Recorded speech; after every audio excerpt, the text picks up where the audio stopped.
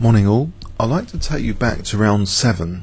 There is an interesting opportunity which Boris Gelfand had in round 7, which unfortunately I just thought this was a kind of one of the duller games of the round at the time, and I didn't really scrutinise this game intensely for possible blunders. Now in this position, Vladimir Kramnik played the move knight e8, and okay, in the game we saw knight ed2 being played by Boris Gelfand. So knight e8 actually creates a subtle weakness of the last move, and it's relating to king safety. It's a soft spot around the king, h7. And you might think at this level there's all this great sophistication, and they would of course factored in the slight temporary concern about h7 could be handled, for example, appropriately by g6 or h6 if needed. If it was attacked, say knight g5, maybe g6 or maybe h6. But this is very interesting. There's two different knight moves here which can potentially target the h7 pawn, and it's interesting sometimes just to go into beginner mode. When you first start your test, you want to attack the king. You're looking at putting your best resources around the king, and sometimes even maybe the most experienced players need to sometimes go back to basics when there's a weakness of the last move relating to king safety. Sometimes crude and simple and maybe basic attacking chess does have a chance of being effective. Now in this position, let's have a look at both knight moves, and we're going to turn on a Gabitza. I've already done some analysis from before as well, stored here. Let's look at knight eg5 first. I should just bring this up a little bit so you can see both lines. And the engine is actually given a preference at depth 15 for knight fg5 over knight eg5, but we'll check out both. Now knight eg5 only sort of unleashes the bishop on h7, whilst this knight potentially unleashes the queen, which we'll look at a little bit. So how does black actually defend here? Well, the two key defensive resources are h6 and g6 here. So we see h6 and g6. Now on g6, it's interesting that actually the queen here is actually useful for this pawn chain can be destroyed with this move, knight takes f7. It's a cruncher, it seems. Knight takes f7. And how can black actually avoid getting mashed? Okay, two key defensive moves to check out: bishop d5 and king takes f7. If king takes f7, knight g5 check. Where can the king go? If king g7, queen takes e6. Now it's interesting, what are the actual key threats here? The key threats are queen f7 with mate in 3 and queen d7 mate in 4.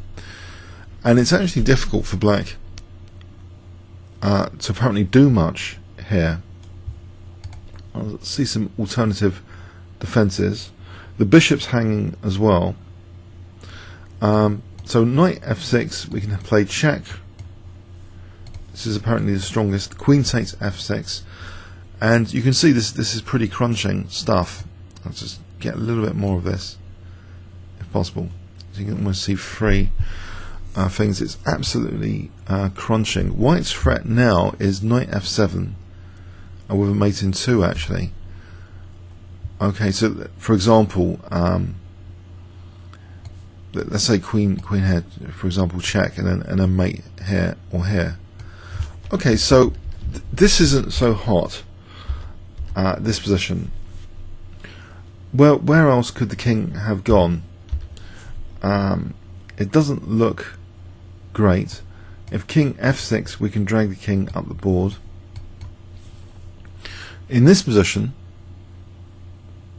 a crunching move here, and very precise move actually, because you can look, it's easy for white to lose here.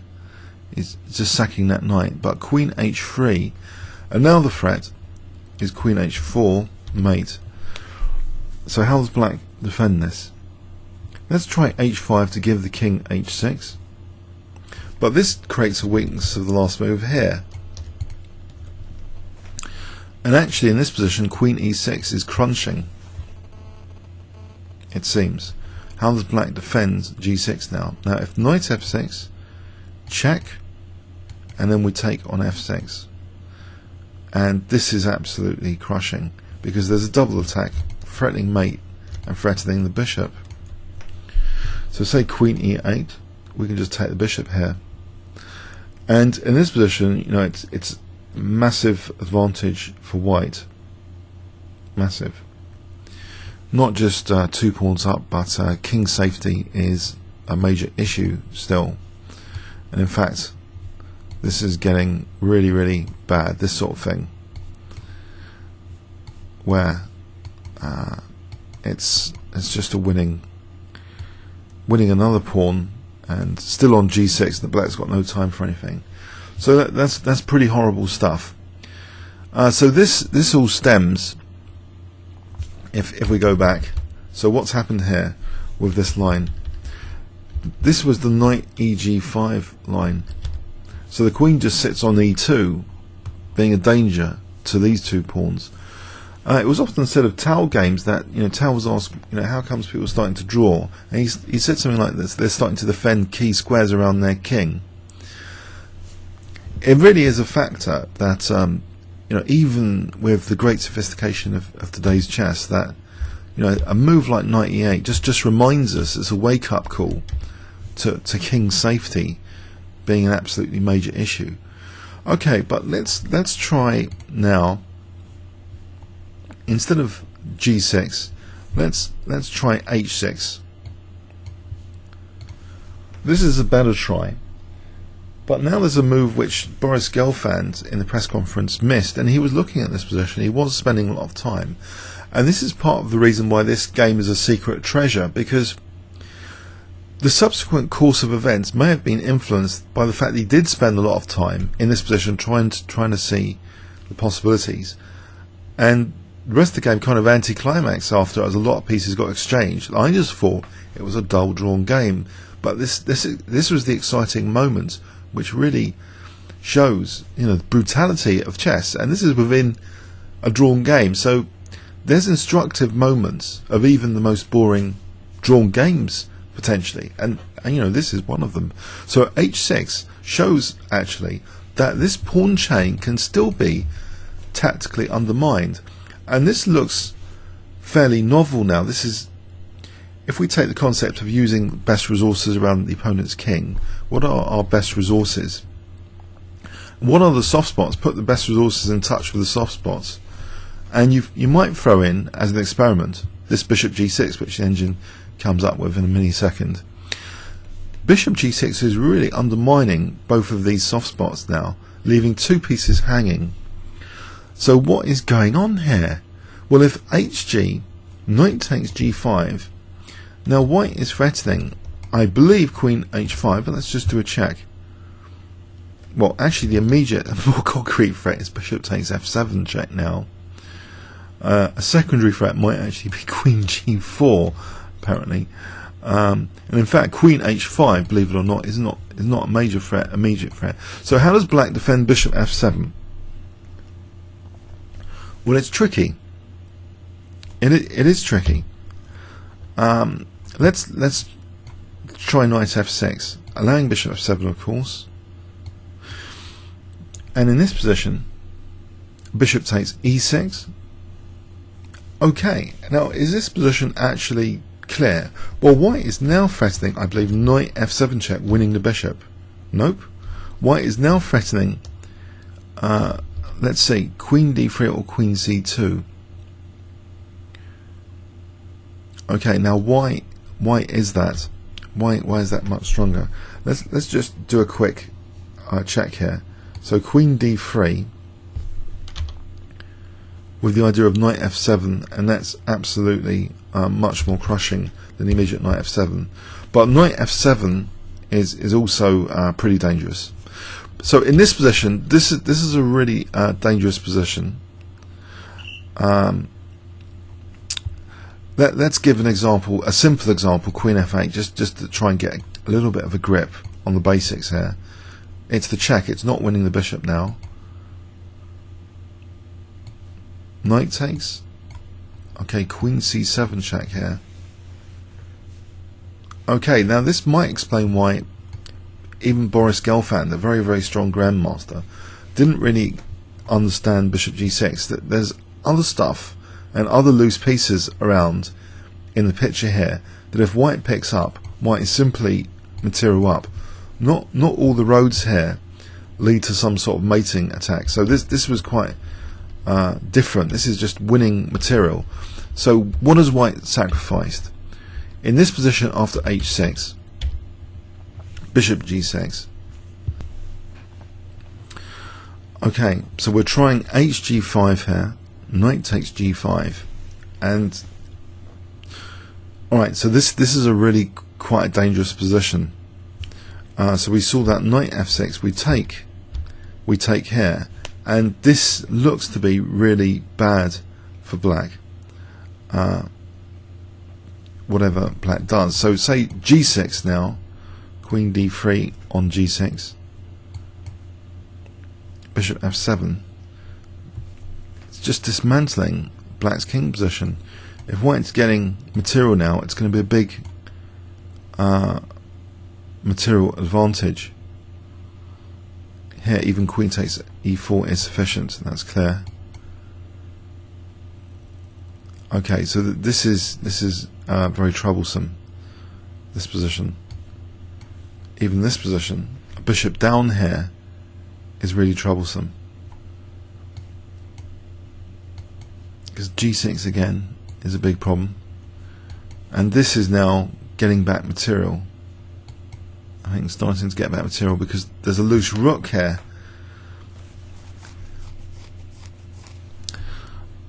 So okay, and the more simple variation, which I'd seen before, is bishop g6. If black just took, then queen takes e6 check. Okay, and now if king f8 we just make, so if king h8 we go check, king h7. Now in this position, knight h4 is strong on that g6. Knight f6, trying to defend. Knight takes d6, and again white is better. So bishop d5, queen e5, white is better. So all of this seems really quite promising. It's kind of weakening black's kingside. It's sometimes winning material, but let's go back. So there's a choice of knights here. Knight eg5 or knight fg5, but knight fg5 gives the queen an opportunity to go to h5 in some variations. Now there's two defenses again, h6 and g6. So let's have a look at g6. Just knight takes f7 is very convincing. This is absolutely crushing.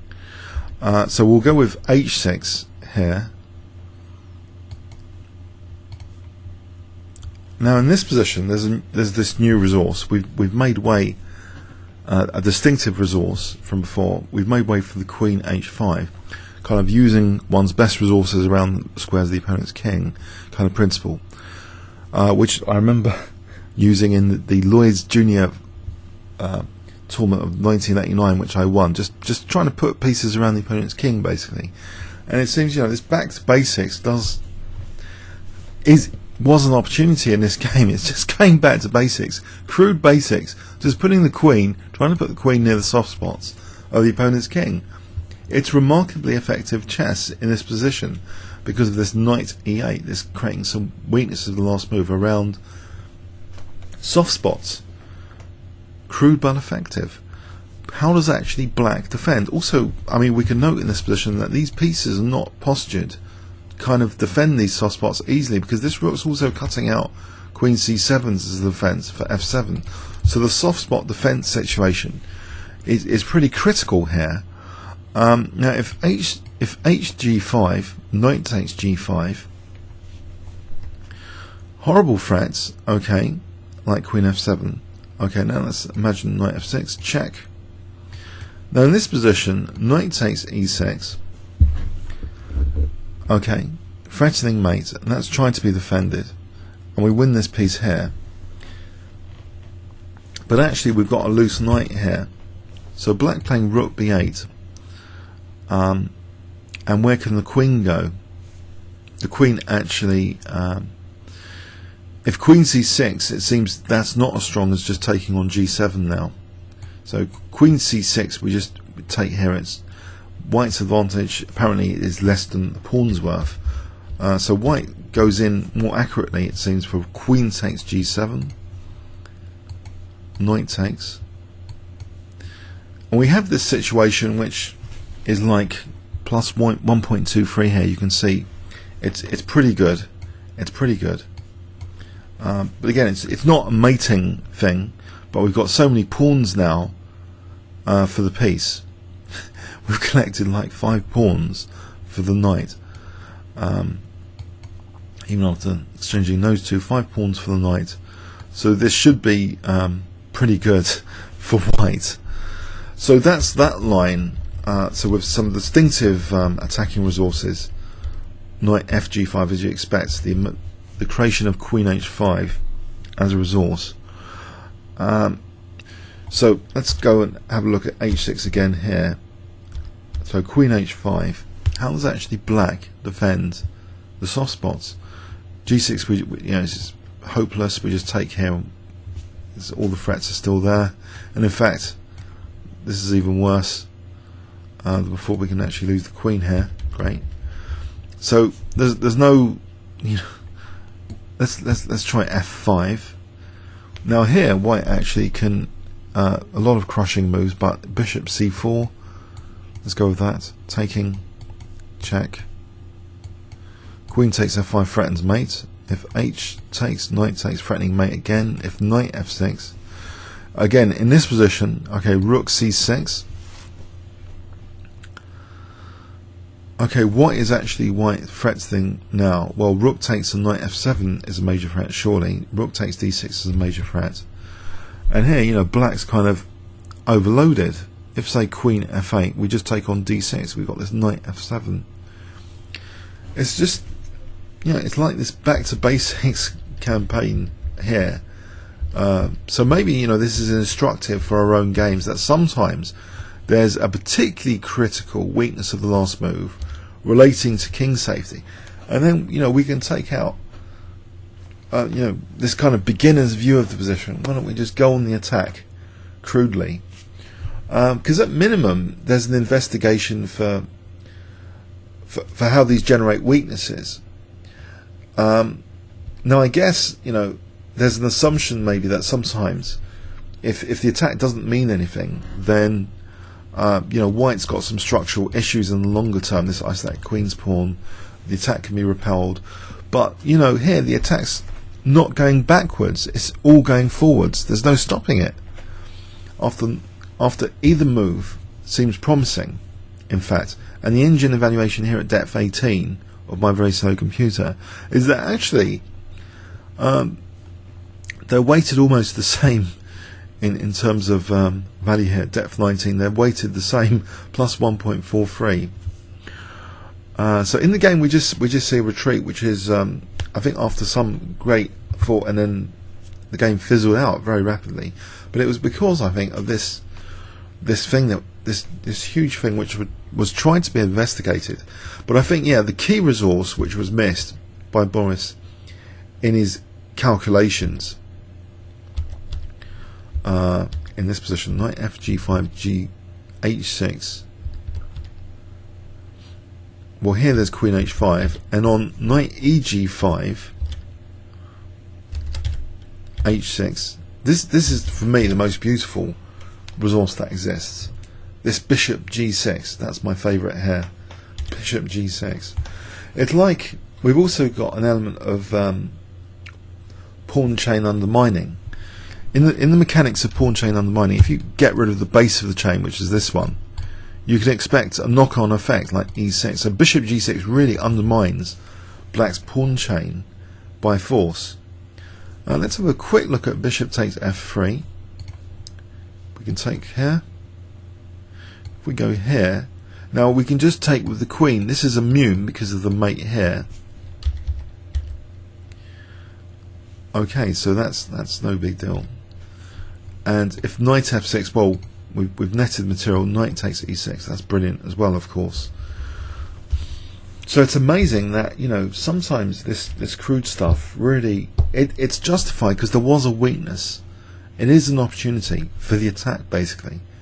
Green light is on to go for the attack, but bishop g6 is a fantastic move, which even, you know, the very strong grandmaster Boris Gelfand missed. But you know, pawn chain undermining can have dramatic consequences. If you undermine the base of the chain here, you know, even tactically, it doesn't have to be one of your pawns. Beautiful tactic, bishop g6. It's just ripping black apart. Let's just review fg6 again. So in this position, d6 is slightly loose,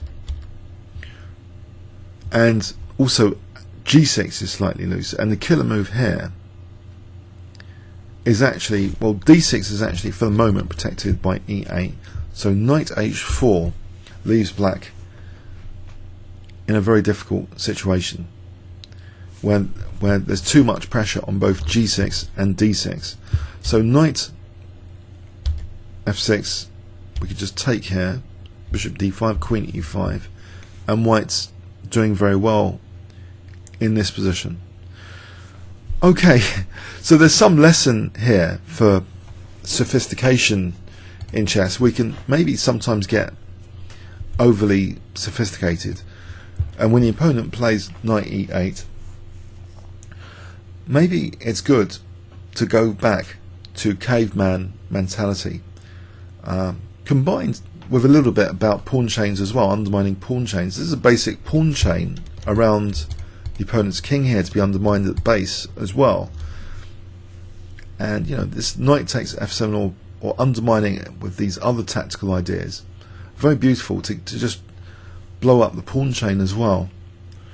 So either knight here, very dangerous in its own right. Okay, comments or questions on YouTube. Thanks very much.